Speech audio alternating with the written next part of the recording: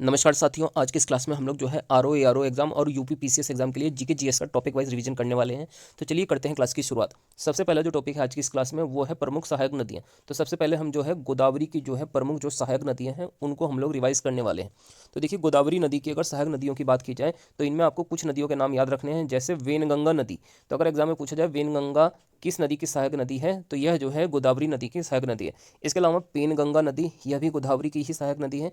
प्राणहिता, प्रवरा नदी, मंजरा नदी, इंद्रावती, सबरी, वर्धा और पूर्णा, तो ये सारी नदियां जो हैं गोदावरी नदी की ही सहायक नदियां हैं। एक बार दोबारा से हम लोग इनको रिवाइज कर लेते हैं। वेनगंगा, पेनगंगा, प्राणहिता, प्रवरा, मंजरा, इंद्रावती, सबरी, वर्धा और पूर्णा, तो ये सारी नदियां गोदावरी की ही सहायक नदियां हैं। इसके अलावा अगर आपसे बात पूछा जाए गोदावरी नदी के बारे में, तो ये देखिए, गोदावरी नदी जो है दक्षिण भारत की सबसे लंबी नदियों में से एक है। इसके अलावा इस नदी को जो है वृद्ध गंगा या बूढ़ी गंगा के नाम से भी जाना जाता है। इस चीज़ को भी आपको याद रखना है। और यह जो है एक प्रायद्वीपीय नदी है। चलिए, अब इसके बाद हम जो है ब्रह्मपुत्र नदी की जो प्रमुख सहायक नदियां हैं उसको हम लोग इस क्लास में पढ़ने वाले हैं। तो देखिए, जो ब्रह्मपुत्र नदी है इसकी प्रमुख सहायक नदियों में दिबांग नदी, लोहित नदी, इसके अलावा धनश्री नदी, मानस, तीस्ता नदी और सुबनसिरी नदी, ये 6 नदियां जो हैं ब्रह्मपुत्र नदी की प्रमुख सहायक नदियां हैं। दिबांग नदी, लोहित, धनश्री, इसके अलावा मानस, तीस्ता और सुबनसिरी, इन 6 नदियों के नाम आपको अच्छे से याद कर लेने हैं। नेक्स्ट हम इसके बाद बात करें अगर कृष्णा नदी की, तो देखिए, कृष्णा नदी जो है यह भी एक प्रमुख नदी है दक्षिण भारत की। और इसकी जो सहायक नदियां हैं इनमें मालप्रभा, घाटप्रभा, भीमा नदी, तुंगभद्रा नदी और मूसी नदी, ये पांचों नदियां जो है कृष्णा नदी की सहायक नदियां हैं। मालप्रभा, घाटप्रभा, भीमा, तुंगभद्रा और मूसी नदी। चलिए, अब हम लोग जो है अपना आज की इस क्लास का दूसरा टॉपिक रिवाइज करने वाले हैं। ये है जो है प्रमुख शोध संस्थान। देखिए, यहाँ से भी यूपी पीसीएस एग्जाम में बहुत बार क्वेश्चंस पूछा गया है। आपको ये क्वेश्चन जो है मैचिंग के थ्रू पूछा जा सकता है कि बताइए कौन सा मिलान सही दिया है या कौन सा नहीं दिया है। तो आपको इनके प्रमुख जो है मुख्यालय वगैरह सभी के शोध संस्थानों के आपको अच्छे से याद होनी चाहिए। तो देखिए, यहाँ पर इसमें एक तरफ शोध संस्थान लिखा गया, दूसरी तरफ इनका मुख्यालय कहाँ पर स्थित है। जैसे हम सबसे पहले बात करें केंद्रीय शुष्क क्षेत्र अनुसंधान संस्थान की, तो देखिए, जो केंद्रीय शुष्क क्षेत्र अनुसंधान संस्थान है इसका मुख्यालय जोधपुर शहर में स्थित है। इसके अलावा नेक्स्ट हम दूसरे अगर शोध संस्थान की बात करें तो यह है केंद्रीय तंबाकू अनुसंधान संस्थान। तो देखिए, जो तंबाकू अनुसंधान संस्थान है यह राजमुंदरी आंध्र प्रदेश जो है राज्य में स्थित है। इसके अलावा अगर आपसे पूछा जाए रमन अनुसंधान संस्थान यह कहाँ पर स्थित है, तो यह जो है बेंगलुरु शहर जो कि अंतरिक्ष का शहर है, यहाँ पर रमन अनुसंधान संस्थान स्थित है। नेक्स्ट अगर आपसे पूछा जाए कपड़ा उद्योग अनुसंधान संस्थान, यह उत्तर प्रदेश में कहाँ पर स्थित है, मतलब उत्तर प्रदेश में नहीं, माफ़ कीजिएगा, यह कपड़ा उद्योग अनुसंधान संस्थान कहाँ पर स्थित है, तो यह जो है अहमदाबाद जो है शहर में स्थित है कपड़ा उद्योग अनुसंधान संस्थान। नेक्स्ट अगर हम बात करें केंद्रीय खाद्य प्रौद्योगिकी अनुसंधान संस्थान की, तो यह जो है मैसूर शहर में स्थित है। नेक्स्ट हम अगर बात करें पारिस्थितिकी विज्ञान केंद्र की, तो यह आपको बेंगलुरु शहर में स्थित मिलेगा। इसके अलावा भारतीय मौसम वेधशाला यह कहाँ पर स्थित है, तो यह जो है पुणे शहर में स्थित है भारतीय मौसम वेधशाला। इसके अलावा राष्ट्रीय मस्तिष्क अनुसंधान संस्थान कहाँ पर स्थित है, तो यह जो है गुरुग्राम शहर में जो है राष्ट्रीय मस्तिष्क अनुसंधान संस्थान स्थित है। तो इन सभी संस्थानों को बहुत ही अच्छे से आपको याद कर लेना है। आइए एक बार इनका भी रिवीजन कर देते हैं। केंद्रीय शुष्क क्षेत्र अनुसंधान संस्थान जोधपुर में हो जाता है, तंबाकू संस्थान राजमुंदरी में है, रमन बंगलुरु में है, कपड़ा उद्योग के लिए अहमदाबाद याद कर लेना है आपको, केंद्रीय खाद्य के लिए मैसूर में, पारिस्थितिकी के लिए बंगलुरु शहर और मौसम वेधशाला स्थित है पुणे में, और मस्तिष्क के लिए आपको गुरुग्राम। तो इस तरीके से आप इनको रिवाइज कर सकते हैं। नेक्स्ट हम इसके बाद अगले टॉपिक की बात करें तो सबसे पहले इसमें हम जो है भारतीय मानक समय रेखा को जो है पढ़ेंगे।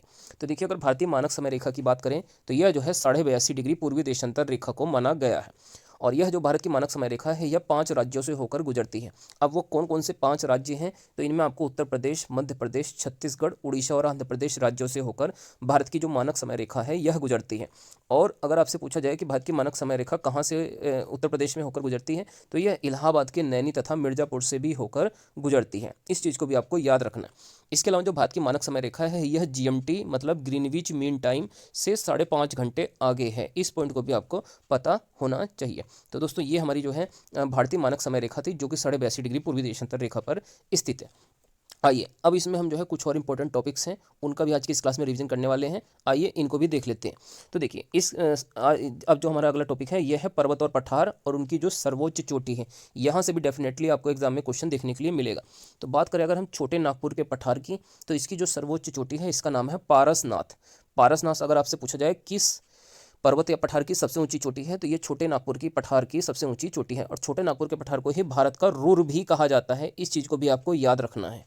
नेक्स्ट हम बात करें अगर मालवा के पठार की, तो मालवा के पठार की जो सर्वोच्च चोटी है इसका नाम जो है सिगार है। सिगार अगर आपसे पूछा जाए किस पठार की सर्वोच्च चोटी है, तो ये मालवा के पठार की सबसे ऊंची चोटी है। इसके अलावा मैकाले जो पठार है यह जो है इसकी सबसे ऊंची चोटी हो जाती है अमरकंटक। अमरकंटक या फिर बदरगढ़ जो है मैकाले के पठार की सबसे ऊंची चोटी है। इसके अलावा अगर आपसे पूछा जाए नीलगिरी जो पहाड़ियाँ हैं इसकी सबसे ऊंची चोटी का नाम बताइए, तो इसकी सबसे ऊंची चोटी है डोडा बेट्टा। डोडा बेट्टा जो है नीलगिरी जो है पहाड़ियों की सबसे ऊंची चोटी है, जिसकी औसत ऊंचाई लगभग 2637 मीटर है और यह दक्षिण भारत की दूसरी सबसे ऊंची चोटी है। इसके अलावा जो सतपुड़ा की पहाड़ियाँ हैं इसकी सबसे ऊंची चोटी का नाम धूपगढ़ी है, जिसकी औसत ऊंचाई 1350 से लेकर 1352 मीटर के मध्य में है। ये सतपुड़ा की पहाड़ियों की सबसे ऊंची चोटी हो जाती है धूपगढ़ी। इसी प्रकार अगर आपसे अरावली पर्वत की जो है सबसे ऊंची चोटी पूछा जाए, तो यह तो बहुत ही ज़्यादा पेपर में पूछा जाने वाला प्रश्न है। इसकी सबसे ऊंची चोटी है गुरु शिखर और यह जो है भारत की सबसे प्राचीन पर्वत श्रृंखलाओं में से एक है और इसकी औसत ऊंचाई जो है 1722 मीटर है। कितनी ऊंचाई है अरावली पर्वत की जो सर्वोच्च चोटी है गुरु शिखर की? 1722 मीटर, जो कि राजस्थान राज्य में स्थित है। इसके अलावा अगर आपसे पूछा जाए अन्नामलाई पहाड़ी की सर्वोच्च चोटी का नाम बताइए, तो यह जो है अन्नामुदी है, जिसकी औसत ऊंचाई 2695 मीटर के लगभग है और यह जो है दक्षिण भारत की सबसे ऊंची चोटी है अन्नामुदी। तो इस तरीके से आप जो है इन सभी जो है पर्वत और पठारों की सर्वोच्च चोटियों को याद कर सकते हैं। आइए एक बार इनका भी रिवीजन कर लेते हैं। छोटे नागपुर के पठार की है पारसनाथ, मालवा पठार की है सिगार, मेघालय पठार की है अमरकंटक, नीलगिरी की है दोदा बेट्टा, सतपुड़ा की धूपगढ़ी, अरावली की गुरु शिखर और अन्नामलाई की अन्नामुदी। चलिए अब हमारा जो अगला टॉपिक है यह है रेड डाटा बुक। तो देखिए रेड डाटा बुक की बात करें तो देखिए रेड डाटा बुक जो है क्यों आवश्यक है, तो यह जो है संकटग्रस्त जीवों का इसमें जो है वर्णन किया गया है। ये संकटग्रस्त जीवों के लिए रेड डाटा बुक बनाई गई है। अगर बात करें रेड डाटा बुक को कौन जारी करता है, तो इसको जो है IUCN जारी करता है। IUCN के द्वारा रेड डाटा बुक को जारी किया जाता है। और अगर हम रेड डाटा बुक की बात करें तो देखिए इसमें जो है IUCN का आपसे फुल फॉर्म पूछा जा सकता है, तो इसका फुल फॉर्म होता है international union for conservation of nature. तो IUCN का पूरा नाम होता है international union for conservation of nature. IUCN की स्थापना हुई थी 1948 में और इसका मुख्यालय जो है ग्लांड स्विट्जरलैंड में स्थित है IUCN का मुख्यालय।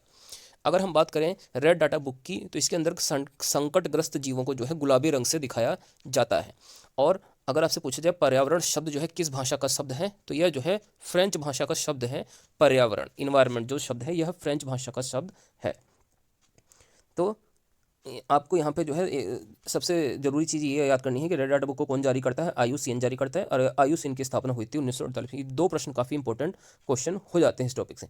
नेक्स्ट आइए अब हम लोग जो है कुछ प्रमुख जो प्रोटोकॉल या संधियाँ हुई हैं इन्वायरमेंट से संबंधित, उनको हम लोग यहाँ पे पढ़ने वाले हैं। तो सबसे पहले अगर बात करें क्योटो प्रोटोकॉल की, तो ये एग्जाम में बहुत बार पूछा जाता है क्योटो प्रोटोकॉल कब हुआ था और यह किससे संबंधित है। तो यह देखिए 1997 में हुआ था, 11 दिसंबर 1997 को। क्योटो जो है जापान का एक शहर है, वहाँ पर यह जो है प्रोटोकॉल या सम्मेलन हुआ था और इसका संबंध है ग्रीन हाउस गैसों के उत्सर्जन को कम करना। ग्रीन हाउस गैसें जो होती हैं उनके उत्सर्जन को कम करने के लिए जो है क्योटो प्रोटोकॉल किया गया था। अब ये ग्रीन हाउस गैसें कौन कौन सी होती हैं, जिसमें से आपको एक तो सबसे पहले मीथेन गैस का नाम याद रखना है। इसके अलावा क्लोरोफ्लोरोकार्बन जो CFC गैस होती है।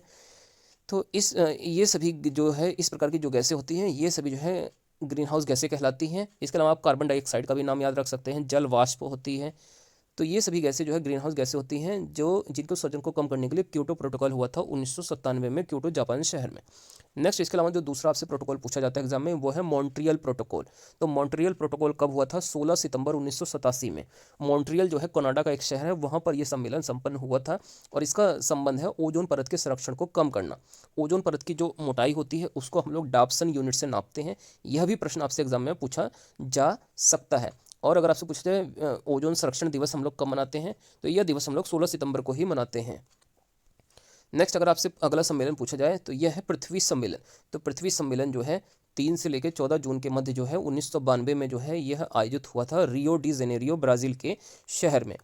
तो ये पृथ्वी सम्मेलन कब हुआ था? 1992 में रियो डी जेनेरियो ब्राज़ील शहर में। तो दोस्तों ये आज की हमारी जो है क्लास थी। आप लोग कमेंट करके बताइए आपको ये क्लास कैसी लगी और वीडियो को अच्छी लगने पर वीडियो को आप लोग जरूर से लाइक करके चैनल को सब्सक्राइब कर लें।